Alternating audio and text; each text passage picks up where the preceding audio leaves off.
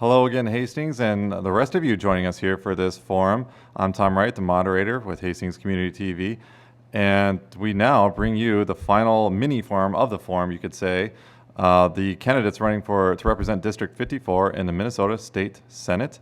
Please join me in welcoming Ms. Leilani Homstadt and Mr. Dan Schoen.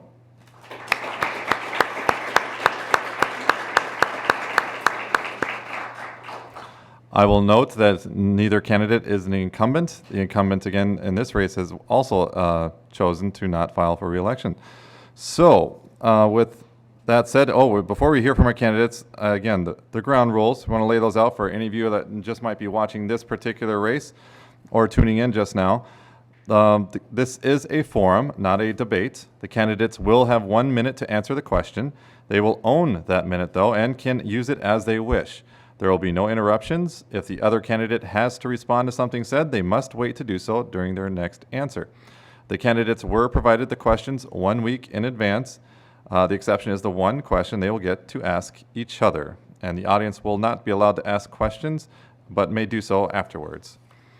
So with all that said, let's start with you, Ms. Homstadt, and with your opening statement. Please introduce yourself and provide any information you wish regarding your background and experience. Okay. Hello, I am Leilani Homstadt, Senate District 54's Republican candidate for Minnesota State Senate. I graduated from Buena Vista College in Storm Lake, Iowa, with a degree in social work. My father honorably served our nation for 43 years full-time in the military and retired to be a full-time farmer. My mother also served as a master's RN at the Des Moines VA and was a Federal Employee of the Year for enhancing a program for veterans. I have lived in Minnesota for 28 years, with 23 of those years being in Cottage Grove with my family. I've been fortunate enough to have owned my own childcare business for 17 years. 11 years prior to my own childcare business, I worked in the social work field in various situations. My volunteer experiences have been around my children's activities. For the past 12 years, I have been involved with American Heritage Girls, currently serving as a vice coordinator and a guide for the Allegiant Honor Guard. We have performed flag ceremonies for the Minnesota 9/11 ceremony, the Minnesota Peace Officers Memorial, and several other community events throughout the Twin Cities. I have also been a softball coach with the Cottage Grove Athletic Association as well. Thank you. And Mr. Schoen, your turn for your opening statement. Please introduce yourself and provide any information you wish regarding your background and experience. Well, thank you, Tom, and thank you to the Chamber and the entire community of Hastings, more importantly. My name is Dan Schoen. I'm the current state representative for 54A. I live up in St. Paul Park with my two kids, Addie and Wyatt. They're 10 and 7 and go to school up in Cottage Grove in District 833. I've been a police officer for the last 15 years in Cottage Grove and served several assignments there. Working narcotics and violent crime detective, on the SWAT team as a hostage and crisis negotiator, worked as a business liaison officer, done other training roles as well. It has been an honor to serve my community in multiple roles and so humbling to be elected for my second term in the last session. I also want to say how appreciative I am to Senator Sieben for her service to the community. I want to say that to Representative McNamara too on your way out. We don't always agree on everything, but it has been very decent to work with you, and I thank you for all the help that you've given me as well too. Thank you. And we'll stay with you, Mr. Schoen, for this next one. Please tell us, why are you running, and what leadership qualities do you feel you have that would benefit our district if elected? Well, thanks. You know, one of the reasons I'm running, I think, is just about any community or anybody who looks in their family, is my two kids. And then, you know, I look back even at my mother and my parents. And when I look back, when I came to Cottage Grove, it was right after September 11th, 2001. And we listed our house for sale and had the realtors in the house when the planes struck the towers, and we're standing there looking at the television, and never showed that house or sold that house until February of 2002. There were times that I was sleeping in my car in the parking lot and then at the fire station in Cottage Grove, and members of the community came and brought me food when I was sleeping there, and I knew I was home. I don't sometimes feel like I could ever repay that enough to the people that I serve and my neighbors. But more importantly, my experiences working in law enforcement and in our community civic groups as the St. Paul Park, Newport Lions, and other groups, just working together with people from all backgrounds. I've had the honor to have that experience and the opportunity to do that and be successful at it. Thank you. And back to you, Ms. Homstead. Tell us, why are you running, and what leadership qualities do you feel you have that would benefit our district if elected? Thank you. I am running for the Senate seat as I feel our district and state needs a fresh voice representing people. Bad government policies need to stop. The high tax burden is forcing tough decisions on people and on businesses. In 2015, the New York Times reported that the middle class is shrinking as incomes have fallen. With incomes falling and taxes increasing, that math doesn't add up in people's favor. This is a time to change the equation. It's time to strip down our government. This is about people's freedom, not about free stuff. Running a government is like running a business. For a business to succeed, they need to manage a budget. A business could keep raising prices, but the consumer would stop going. With government, it keeps raising our prices, and as a consumer, our way to make change is by voting. Like families, government should spend within their means without coming to families as a debit card taking our family's budget. My leadership skills, as I'm considered a people-oriented person, I have great organizational skills, and I have a fearlessness to take on challenges. Thank you. And we'll stay with you, Ms. Homstead, for this next one on the budget. When looking at the state budget, what items do you feel should receive less funding, if any? And on the flip side, what items do you feel should receive more funding, if any? When looking at the state budget, it's my belief that the family budget should come first. Money that is spent in the state needs to be spent for the public good and not just for a few people or special interest. I believe that government has a role in our roads and bridges to construct, improve, and maintain. The light rail system that seems to be the top topic, and it stopped the bonding bill in the last session, is something that is not for the public good. The billions of dollars of upfront cost and the ongoing operational costs are nothing but an unsustainable program the vast majority of Minnesotans don't want. As a state, we need to continue to construct, improve, and maintain our roads and bridges. The new bridge here in Hastings is a safe and a nice amenity to the citizens and those who come to visit the city and the surrounding areas. Roads and bridges are for the public good. Roads and bridges are more user-friendly to a greater number of people as well. Roads is how we get supplies to our stores and how emergency vehicles get to where they need to go. I haven't tried to go shopping for groceries using the light rail system, but I don't think it'd be very user-friendly. All right. And we'll bring it back to you, Mr. Schoen, for this on the budget. When looking at the state budget, what items do you feel which should receive less funding, if any? And on the flip side, what items do you feel should receive more funding, if any? Thank you. Well, I can give you a couple examples right off the bat. The Delano community in the western metro received $35,000 for a parade from the state of Minnesota. Think about that, a parade. Eden Prairie Schools got $500,000 for college prep. Not one other single school in the district in the state of Minnesota got that. How about our students in Hastings or District 833? They didn't get that. How about we eliminate tax loopholes allowing corporations to harbor money and not pay millions of dollars in taxes, further burdening the income tax burden on folks like you and me. Severance packages for former commissioners are certainly an issue, and they shouldn't have been paid. But the one thing I will say is that that bridge over here is no amenity. It's a must. And if we're going to improve commerce, transportation is going to be the biggest key. And if we're going to grow the industrial park in Cottage Grove, we're going to grow the industrial park and bring jobs into Hastings, we need a solid transportation infrastructure to do that. And that's not an amenity. Thank you. And we'll stay with you, Mr. Schoen, on this next one on healthcare and addressing healthcare costs. There has been a rising concern for the rising cost of healthcare for both individuals and businesses. How do you propose the state legislature should address this concern for Minnesotans and Minnesota businesses? Well, I'll look back to 2001 when I started with the city of Cottage Grove, and my health insurance costs have gone up ever since.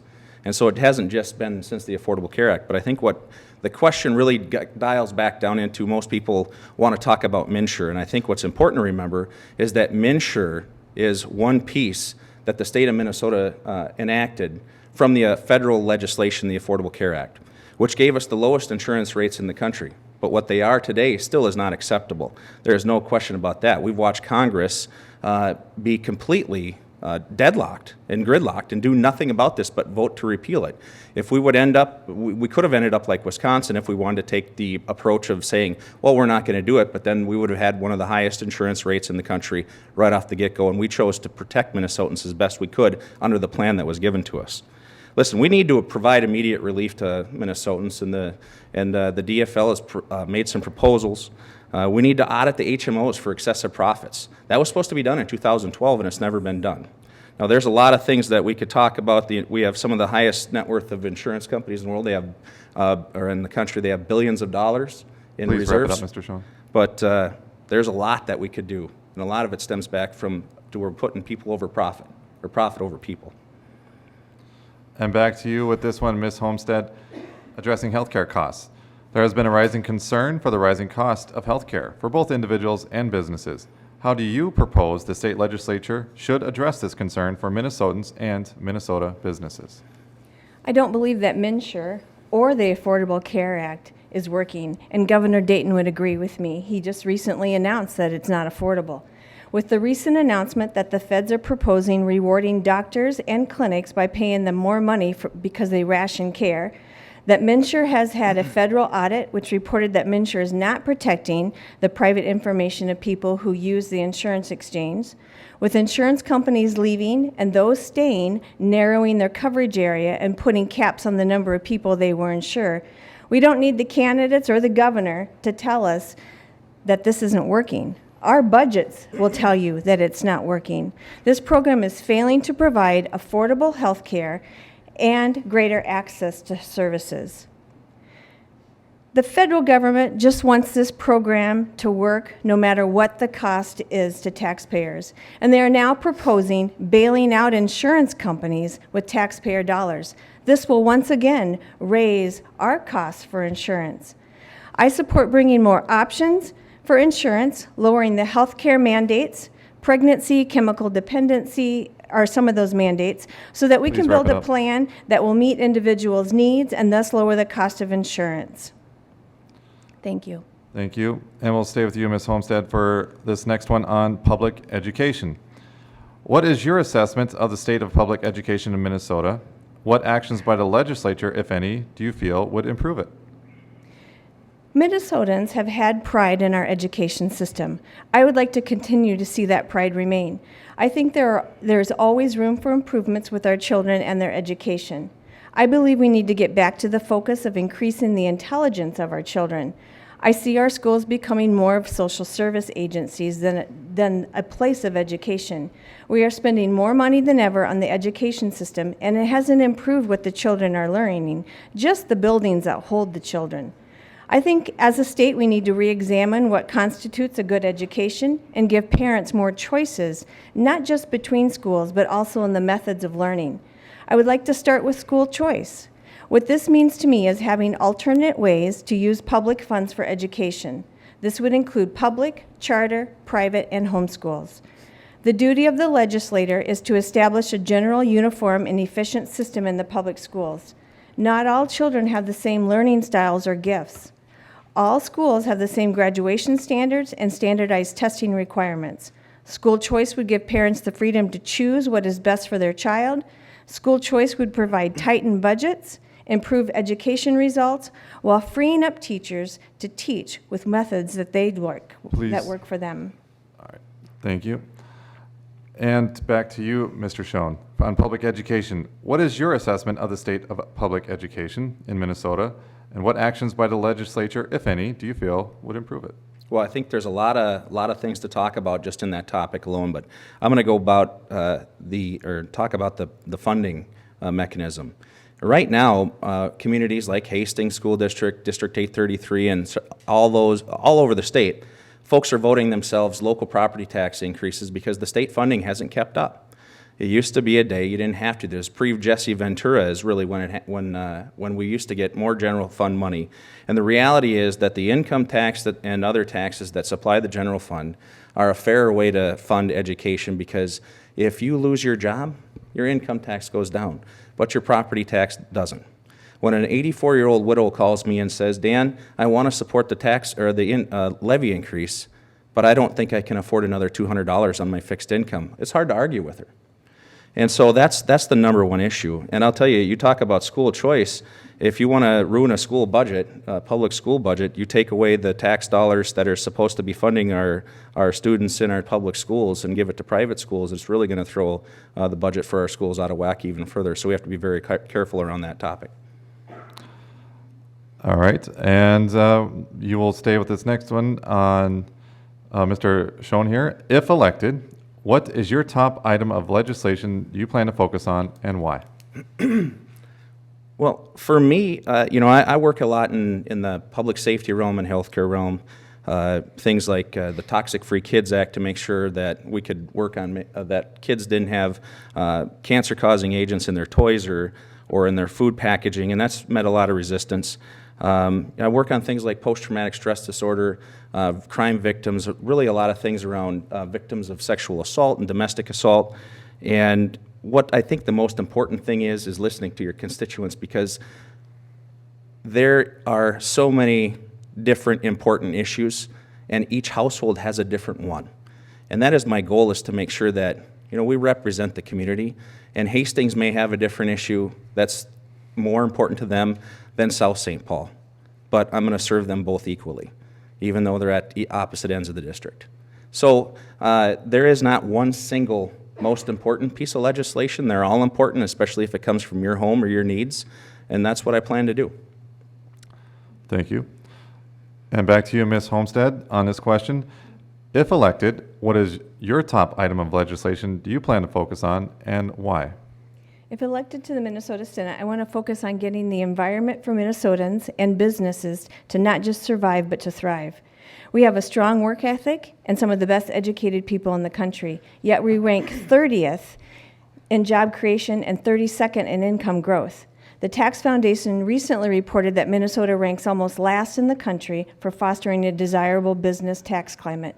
We need to address the restrictions and regulations that businesses have, making Minnesota a friendlier business state. In addition, immediate tax relief will help businesses to thrive, improve the job market, and improve the quality of life for our families. With the average household income for individuals 65 or older being 13.7% below the U.S. average, and this is beneath the thresholds for the highest tax bracket, the cost of living in Minnesota is way above average. Minnesota is ranked the 8th worst state to retire in. It's time to stop taxing Social Security, military, government, and private pensions. Thank you. And we are now at the point where the candidates will be allowed to ask a question to each other. The parameters, we have had parameters set for these questions, nothing personal, and something that could be understood by the general public. And they have been submitted in advance and been vetted for, so we shouldn't have any surprises here. Ms. Homstead, it's your turn to respond. So, Mr. Schoen, you may now ask your question to Ms. Homstead. Leilani, will you disavow Donald Trump after he admitted to sexually assaulting women?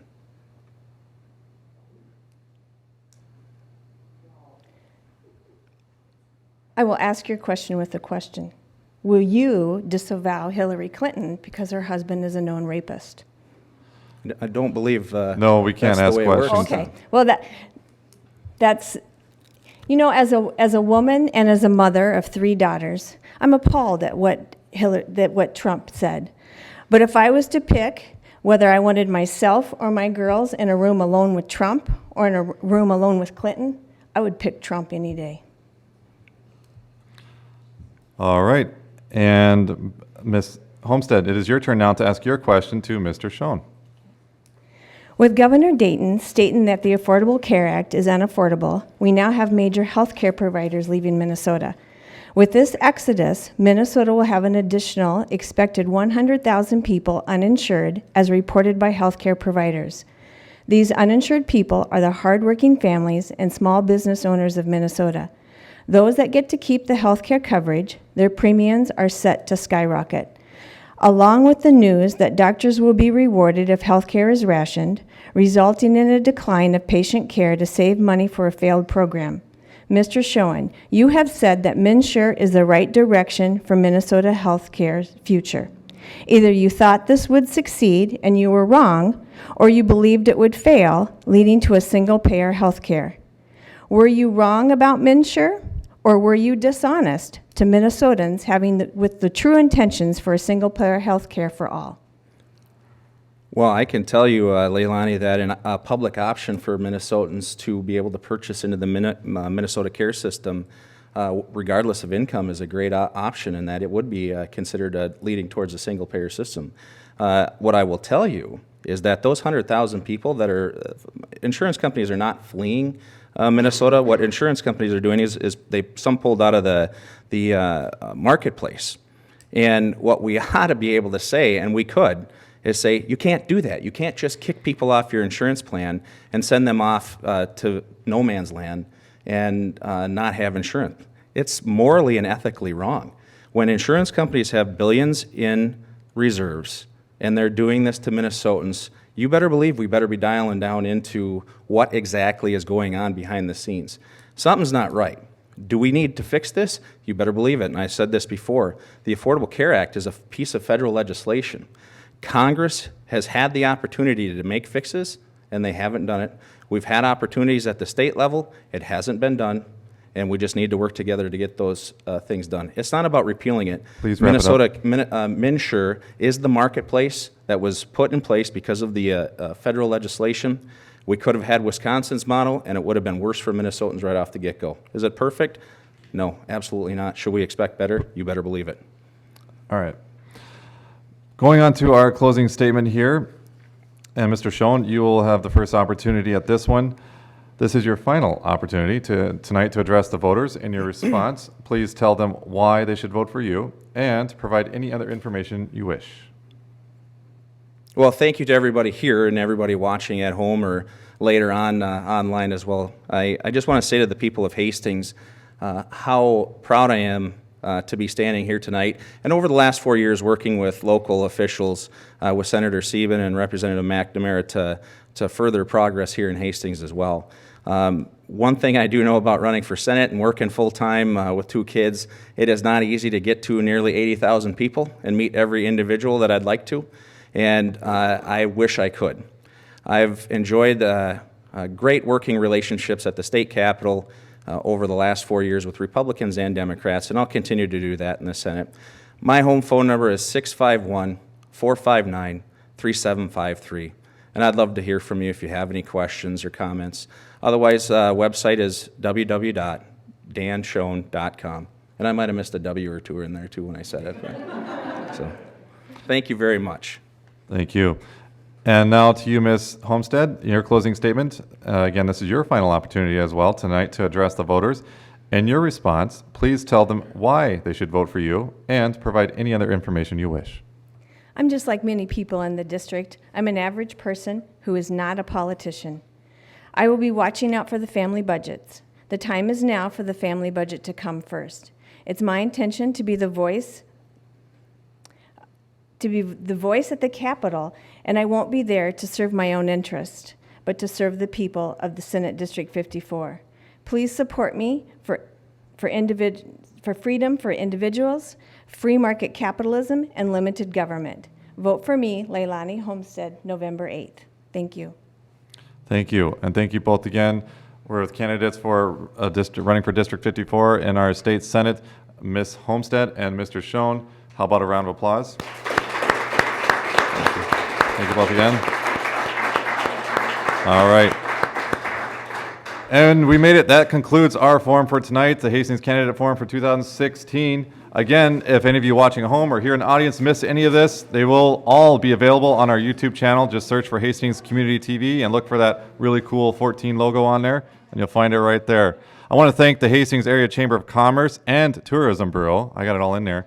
For partnering with us on this. They assisted us quite a bit and helped out quite a bit to help pull this off. So I want to thank the Chamber.